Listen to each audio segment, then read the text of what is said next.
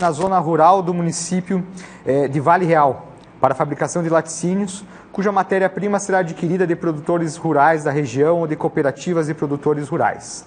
A pessoa jurídica será administrada por sua cunhada, Ceres, e seu instituidor pretende adotar como nome empresarial a espécie de denominação.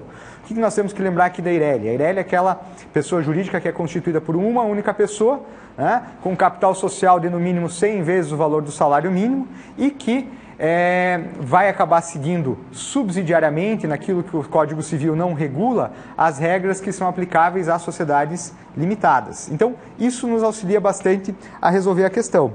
Muito embora a gente possa até trabalhar os conceitos sobre a Eireli na aplicação da questão, o que resolve essa questão é um assunto muito mais simples que diz respeito à própria personalidade jurídica. Por quê?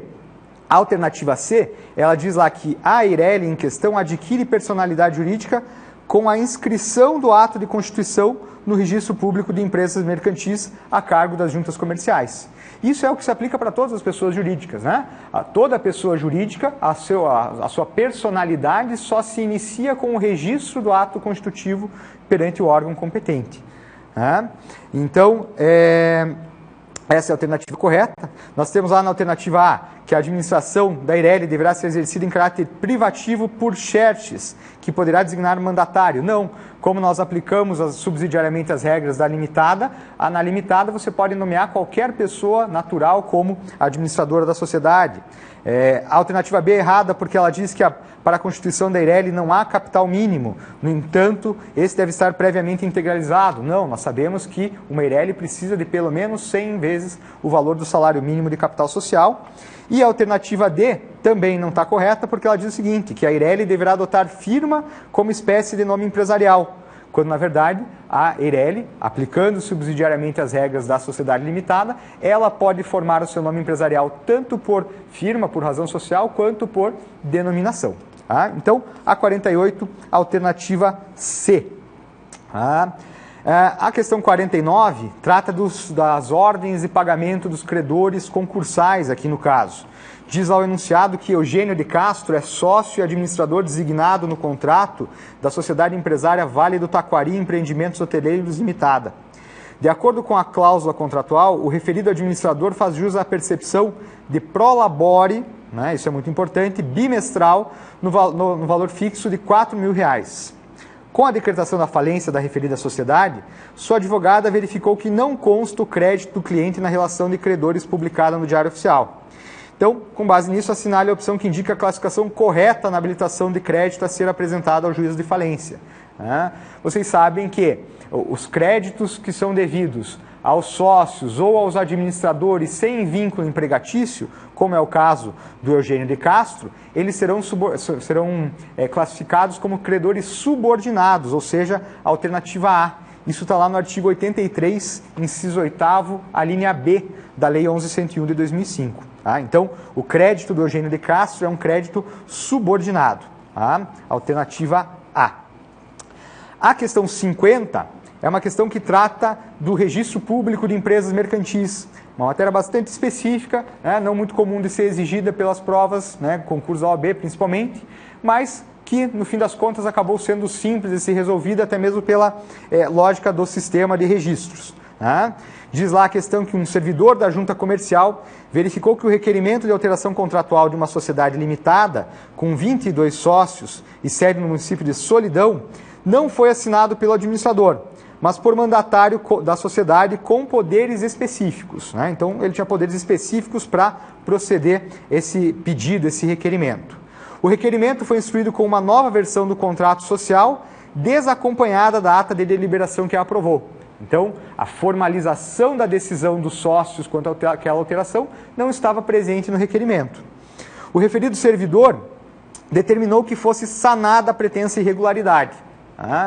Então, qual é a assertiva correta aqui com base nessas informações? Se vocês derem uma olhadinha lá no artigo 57, no parágrafo 1º desse artigo 57 do Decreto 1800 de 1996, ele vai dizer exatamente o seguinte, que quando uma irregularidade no pedido no requerimento de registro tiver um vício que seja sanável, ele deve ser objeto de suprimento, a parte deve ser intimada para que dê cumprimento àquilo que falta. né? Caso seja um vício insanável, o registro deverá ser indeferido. Então, nesse caso, o que falta? Simplesmente apresentar a ata da Assembleia, né, ou da reunião, no caso aqui a Assembleia, que deliberou a alteração contratual. É um vício completamente sanável, permanente sanável. Então, está correta a atitude do servidor da junta comercial. A alternativa B diz lá que o servidor agiu corretamente porque cumpre a autoridade competente, antes de efetivar o registro, fiscalizar a observância das prescrições legais concernentes ao ato ou aos documentos apresentados. E, havendo irregularidades, deve ser notificado o requerente para saná-las, né? Então, nesse caso, a alternativa B de bola, na questão 50, é a correta, certo? A questão 51, ela é uma questão que trata da arbitragem, né? E ela focou bastante nas alterações trazidas em 2015 pela Lei 13.129. A questão 51 diz lá que determinado órgão da administração pública indireta, uma autarquia municipal, consultou seu procurador sobre a possibilidade de utilizar-se da arbitragem para dirimir litígios relativos a direitos patrimoniais disponíveis com uma sociedade empresária. Então, com base na hipótese apresentada, assinale a afirmativa correta.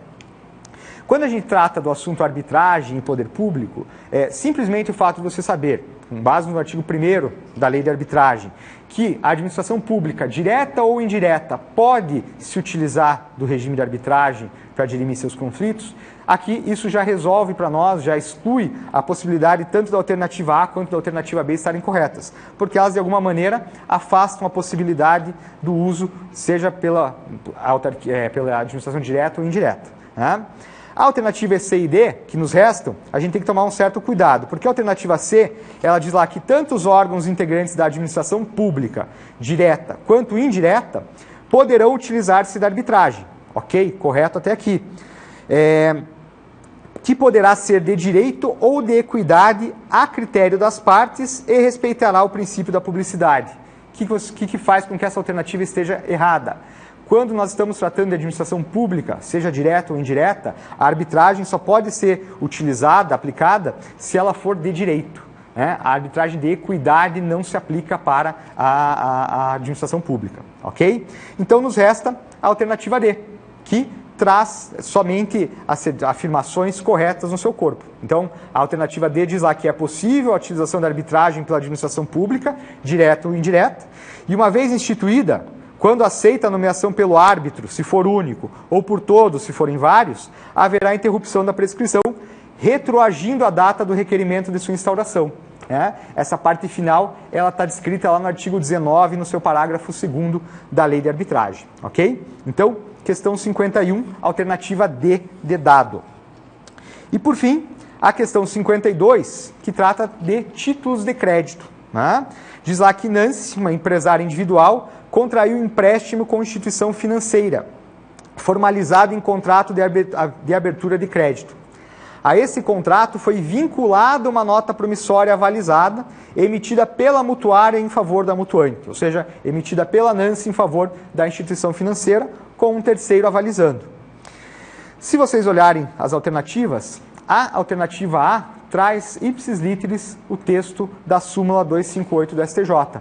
A súmula 258 do STJ diz que a nota promissória vinculada, atrelada a um contrato de abertura de crédito, ela não goza de autonomia em razão da iliquidez do título que a originou.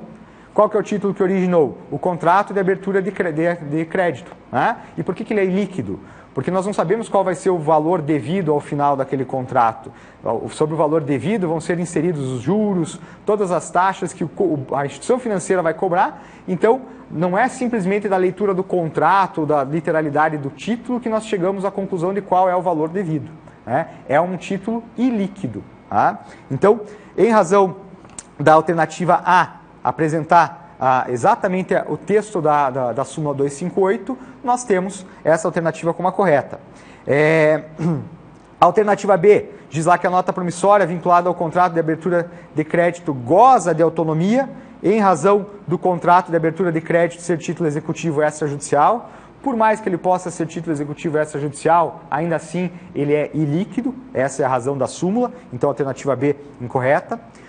O avalista poderá arguir exceção de pré-executividade em razão da liquidez do título que originou a nota promissória, mesmo que essa tenha força executiva e autonomia, com base na alternativa C aqui, né, essa é a assertiva, ela está incorreta em razão da aplicação do 899, parágrafo 2º do Código Civil. Lembrem-se do princípio da autonomia que se aplica para os títulos de crédito, né, para o regime jurídico cambiário. 899, parágrafo 2º, trata do princípio da subsidiariedade, trata de que subsiste a responsabilidade do avalista, mesmo que nula a responsabilidade de quem a ele se equipara. Então, está errada a alternativa C também. E a alternativa D diz que a nota promissória gozará de autonomia somente com a anuência do avalista do contrato, no contrato de abertura de crédito, além da sua assinatura no título. Não. O título de crédito ele é autônomo, ele é independente da relação jurídica que lhe deu origem, né? Decorrência do princípio da abstração. Tá? Então, a questão 52, ela está correta, a alternativa A. Então, somente revisando lá todas as questões, a 48C, 49A, 50 bola, a 51 dado e a 52A. Ok, pessoal? Espero que tenham ido todos muito bem. Até a próxima.